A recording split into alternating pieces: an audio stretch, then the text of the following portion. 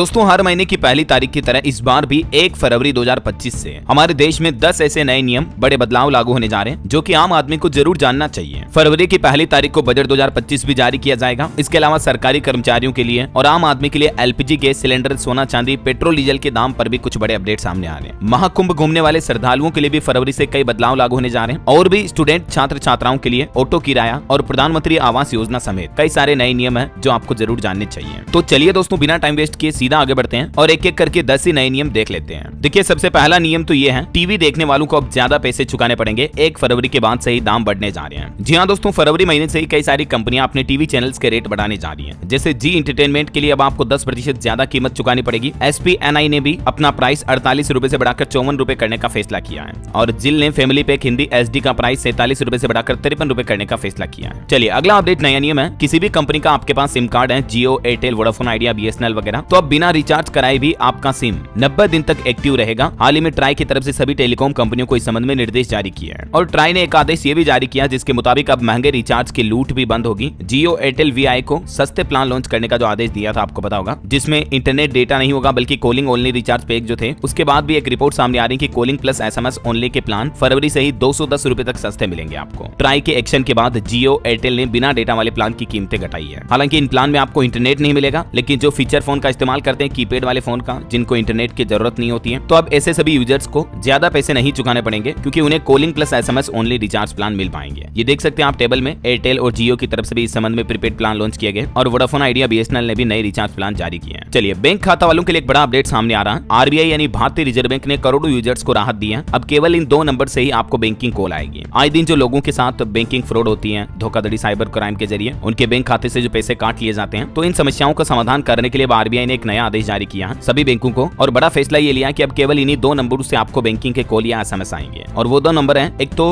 140 series से शुरू होने वाले नंबर, इन्हीं से अब आपको पर्सनल लोन, क्रेडिट कार्ड या बीमा जैसी सेवाओं के लिए कॉल आएंगे। इसके अलावा बैंकों को अब सभी लेन देन संबंधित कॉल के लिए भी 1600 नंबर सीरीज का ही इस्तेमाल करना होगा, ठीक है ना। चलिए महंगाई का एक और बड़ा झटका देखिए आप, मारुति कंपनी भी 1 फरवरी से अपनी कारें महंगी करने जा रही है। 1 फरवरी 2025 से ही मारुति कंपनी अपने सभी मॉडलों की कीमतों में लगभग 32,500 रुपए तक का इजाफा यानी बढ़ोतरी कर देगी। कंपनी का कहना है कि मैन्युफैक्चरिंग कॉस्ट बढ़ रही है तो इसका बोझ ग्राहकों पर डालने के अलावा और कोई विकल्प नहीं है हमारे पास। मारुति की एल्टो K10 से लेकर ब्रीजा, बेलेनो, ग्रैंड विटारा समेत सारे मॉडल्स पर कीमतें बढ़ाने जा रही कंपनी, ये पूरी रेट लिस्ट भी आप देख सकते हैं। और इसके अलावा जापानी कंपनी होंडा भी अपनी 2 गाड़ियों को महंगा करने जा रही है, एक तो होंडा एलिवेट और होंडा सिटी। इन दोनों की ही कीमतें बढ़ाने का ऐलान किया है कंपनी ने। चलिए अगला अपडेट देखिए, अब नहीं मिलेगी छुट्टी। 1 फरवरी से ही सरकारी कर्मचारियों को कड़ाई से इस नियम का पालन करना होगा। जी हाँ, दरअसल 1 फरवरी से उत्तर प्रदेश के सरकारी कर्मचारियों के लिए छुट्टी का नियम बदलने जा रहा है। यूपी की योगी सरकार ने गवर्नमेंट एम्प्लॉयज की छुट्टियों को लेकर एक बड़ा अपडेट जारी किया, जिसके मुताबिक अब उत्तर प्रदेश में किसी भी गवर्नमेंट एम्प्लॉय को, सरकारी कर्मचारी को अगर अवकाश चाहिए, छुट्टी चाहिए, तो राज्य कर्मचारियों को अब ऑनलाइन ही आवेदन करना होगा और ये आवेदन मानव संपदा पोर्टल के जरिए किए जाएंगे। 1 फरवरी से ही पूरे प्रदेश में सभी सरकारी कर्मचारियों के लिए ये नई व्यवस्था लागू होने जा रही है ना। वैसे यूपी सरकार ने एक और आदेश ये भी जारी किया है कि फरवरी के बाद इन कर्मचारियों का प्रमोशन नहीं होगा, सैलरी भी रुक जाएगी, क्योंकि जिन कर्मचारियों ने अपनी संपत्ति का ब्यौरा अभी तक भी योगी सरकार को ऑनलाइन पोर्टल पर सबमिट नहीं किया है, तो उन कर्मचारियों का जनवरी महीने का वेतन भी रुक जाएगा। एनुअल कॉन्फिडेंशियल रिपोर्ट न देने पर कर्मचारियों के ऊपर यह कार्रवाई की जाएगी। और यूपी के सरकारी कर्मचारियों के लिए एक और अच्छा अपडेट ये है, 2 और 3 कमरों वाला सरकारी घर तैयार हो रहा। यूपी में अब होमगार्ड कर्मचारियों के पास भी अपना खुद का आवास होगा। जी हाँ, उत्तर प्रदेश सरकार पहली बार होमगार्ड कर्मचारियों को भी सरकारी आवास उपलब्ध कराने की पहल शुरू की है और प्रदेश भर में अलग अलग लोकेशन पर इनके निर्माण भी करवाए जा रहे हैं। चलिए अगला अपडेट है, 1 फरवरी से ही नई दिल्ली में शुरू होगा विश्व पुस्तक मेला, साहित्य और संस्कृति का उत्सव भी। और दोस्तों ये प्रसिद्ध वर्ल्ड बुक फेयर 1 फरवरी से शुरू होकर 9 फरवरी तक चलेगा। देश की राष्ट्रपति द्रौपदी मुर्मू इस विश्व पुस्तक मेला 2025 का उद्घाटन करेंगी। इस साल इसमें आपको कई खास चीजें देखने को मिलेगी। 2000 से ज्यादा बुक पब्लिकेशन यानी प्रकाशक आएंगे, 1000 से ज्यादा वक्ता भी इस मेले में भाग लेंगे, है ना। चलिए अगला अपडेट आ रहा, अब शिक्षकों को जय गुरुजी मोबाइल ऐप देगा ट्रेनिंग। पूरे झारखंड में 1 फरवरी से नई व्यवस्था लागू होने जा रही है। दरअसल झारखंड सरकार शिक्षकों के लिए एक नया नियम लागू कर रही है, जिसके मुताबिक सभी शिक्षकों को 50 घंटे का अनिवार्य प्रशिक्षण लेना होगा, यानी ट्रेनिंग लेना अनिवार्य होगा। और इसके लिए झारखंड सरकार ने जय गुरुजी मोबाइल ऐप भी लॉन्च किया है, तो इसके माध्यम से ट्रेनिंग मिल जाएगी। 1 फरवरी से ही सभी टीचर्स के लिए, शिक्षकों के लिए अनिवार्य होगा, है ना। और वैसे सरकारी कर्मचारियों के लिए भी एक अपडेट ये है, सरकारी अधिकारियों के लिए खुशखबरी देखिए, गाड़ी का किराया बढ़ा दिया और ये बढ़ा हुआ किराया भी 1 फरवरी 2025 से लागू होगा। उड़ीसा के सरकारी अधिकारियों के लिए नया नियम लागू किया गया। पहले किराया कितना था और अब कितना होगा, जिसकी जानकारी भी आप देख सकते हैं। चलिए स्टूडेंट छात्र छात्राओं के लिए एक अपडेट है। सीबीएसई बोर्ड स्टूडेंट की करेगी फ्री काउंसलिंग और 1 फरवरी से ये फ्री काउंसलिंग शुरू होगी, जिसमें स्टूडेंट को टाइम एंड स्ट्रेस मैनेजमेंट सिखाया जाएगा। 66 काउंसलर भी मदद करेंगे। Central board of education CBSE की तरफ से इस संबंध में नोटिफिकेशन भी जारी कर दिया है। चलिए पीएम आवास योजना को लेकर कुछ नए नियम देखे दोस्तों। बड़ी खबर, अब इन लोगों को नहीं मिलेगा आवास योजना का लाभ। 31 मार्च तक चलेगा सर्वे भी। एक तो केंद्र सरकार अभी देश भर के अलग अलग राज्यों में प्रधानमंत्री आवास योजना के लिए नई सिरे से सर्वे शुरू करवा रही है और इसके साथ ही इस योजना का लाभ उठाने के लिए कुछ नए नियम भी तय किए हैं। जैसे कि अगर किसी किसान की केसीसी लिमिट 50,000 से ज्यादा है तो वो अब इस योजना का लाभ नहीं ले पाएंगे।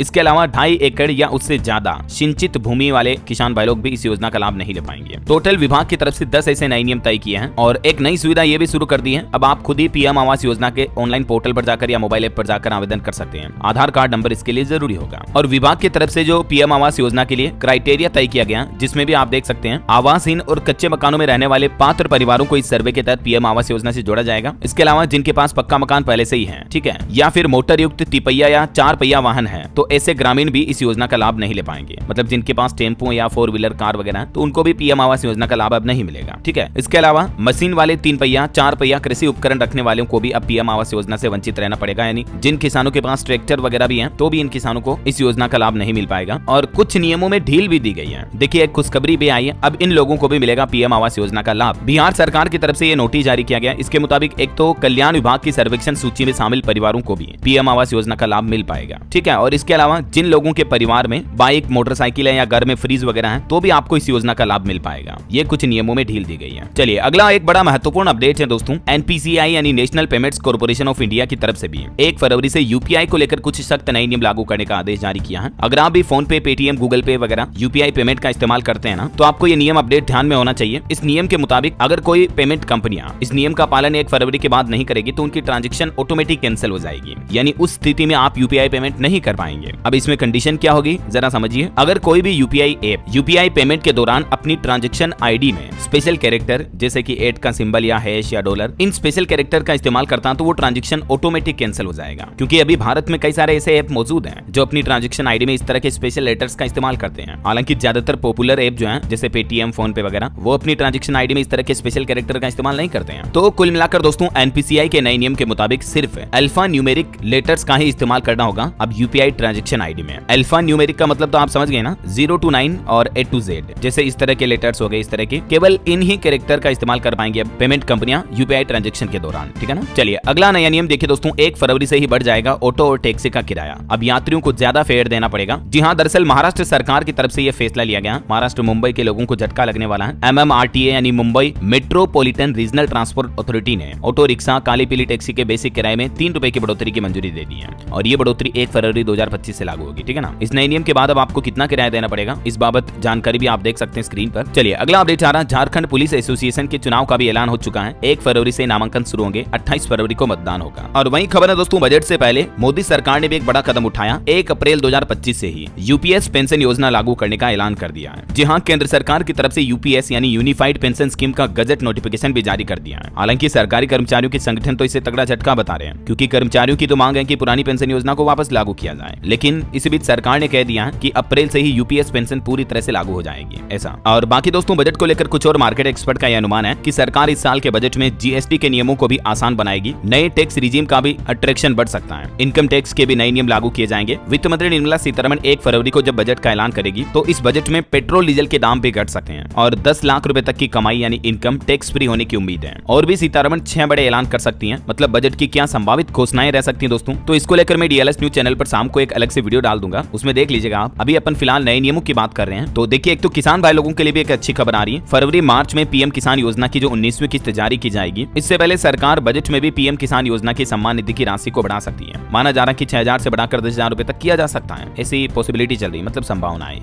बाकी तो देखते हैं, ऑफिशियल अनाउंसमेंट कल आ ही जाएंगे। और अगला अपडेट नया नियम देखिए दोस्तों। 1 फरवरी से शुरू हो रही है मुख्यमंत्री तीर्थ दर्शन योजना। मध्य प्रदेश सरकार राज्य में लोगों को घुमाने के लिए ये योजना की शुरुआत करने जा रही है। खास करके बुजुर्ग वगैरह जो तीर्थ यात्रा करना चाह रहे हैं तो उसके लिए ये योजना की शुरुआत हो रही है। फॉर्म वगैरह जारी कर दिए गए हैं। आप अपने नजदीकी तहसील या जिला कार्यालय पर इस बारे में जानकारी ले सकते हैं। ठीक है ना। और बिहार बोर्ड के एग्जाम को लेकर भी अपडेट आ रहा। 1 फरवरी से 12वीं और 17 फरवरी से 10वीं की परीक्षाएं शुरू हो जाएगी। ठीक है। और इस बार दोस्तों बिहार बोर्ड में एग्जाम को लेकर सरकार ने कुछ गाइडलाइन भी जारी की है, जिसके मुताबिक 5 फरवरी तक 12वीं की परीक्षा में पहनकर आ सकेंगे जूते मोजे, क्योंकि तब तक ठंड रहेगी ना, तो 5 दिन छूट मिलेगी। ठीक है। है। और बाकी बिहार में दोस्तों ड्राइविंग लाइसेंस को लेकर भी कुछ नए नियम लागू होने जा रहे हैं और नए नियम के तहत मार्च महीने से ही बिहार के सभी जिलों में ड्राइविंग लाइसेंस पाने के लिए अब आपको टेस्टिंग ट्रैक पर टेस्ट देना पड़ेगा। वैसे तो अभी ये सुविधा पटना और औरंगाबाद में पहले से लागू है और राज्य के 36 जिलों में ड्राइविंग टेस्टिंग ट्रैक बनाने हैं, जिनमें से 26 जिलों में लगभग बनकर तैयार हो चुके हैं और बाकी 10 जिलों में भी इस योजना पर काम हो रहा है। तो मार्च से ही ये बदलाव आपको देखने को मिलेगा, ठीक है ना। और बोर्ड एग्जाम पर एक अपडेट ये भी है दोस्तों की 1 फरवरी से यूपी बोर्ड की इंटर प्रयोगात्मक परीक्षा यानी प्रैक्टिकल एग्जाम भी शुरू हो जाएंगे, ठीक है ना। ये नोटिफिकेशन भी जारी हो चुका है। और इसके अलावा पंजाब में भी स्टूडेंट छात्र छात्राओं के लिए मिड डे मील का नया नियम लागू होने जा रहा। अब छात्रों को देसी घी का हलवा नहीं मिलेगा। 1 फरवरी से लेकर 28 फरवरी तक ये नए नियम लागू रहेंगे, जिसके मुताबिक अभी तक जो स्कूली बच्चों को सप्ताह में एक दिन दोपहर में देसी घी का हलवा खिलाया जाता है तो ये बंद कर दिया जाएगा, बल्कि अब मिड डे मील का नया मेन्यू जारी किया गया। नए मेन्यू के तहत दाल राइस वगैरह रोटी किन्नू वगैरह ये चीजें परोसी जाएगी। आलू प्याज के पकौड़े भी खिलाए जाएंगे, ठीक है ना। ये देख सकते हैं आप। चलिए अगला अपडेट देखिए दोस्तों, मुंबई के श्री सिद्धिविनायक मंदिर में भी ड्रेस कोड लागू हुआ। स्कर्ट या कटे फटे कपड़े या छोटे कपड़े रिवीलिंग ड्रेस पहनकर जाने पर अब आपको मंदिर में एंट्री नहीं मिलेगी। मंदिर प्रशासन की तरफ से यह नया आदेश जारी किया है। और अगला अपडेट है 5 फरवरी को देश की राजधानी दिल्ली के सभी 700 बाजार बंद रहेंगे, क्योंकि दिल्ली में विधानसभा चुनाव की वोटिंग होनी है। तो बेफिक्र होकर आप भी मतदान करें। सैलरी वगैरह भी नहीं काटी जाएगी कर्मचारियों की मतदान के दिन, ठीक है ना। और बिहार में देखिए एक और नया अपडेट, अब बिहार में सरकारी काम फटाफट हो पाएंगे, क्योंकि 1 फरवरी से ही बिहार के सरकारी कार्यालयों में ई ऑफिस व्यवस्था शुरू कर दी जाएगी। बिहार की नीतीश सरकार की तरफ से इस संबंध में सख्त आदेश जारी कर दिया है, जिसके मुताबिक बिहार राज्य में सभी समाहरणालयों और अंचल कार्यालयों को चरणबद्ध तरीके से ई ऑफिस में तब्दील किया जाएगा। और इसके लिए कर्मचारियों को प्रशिक्षण भी दिया जा रहा, मतलब पेपर कार्यवाही कम होगी, फिजिकल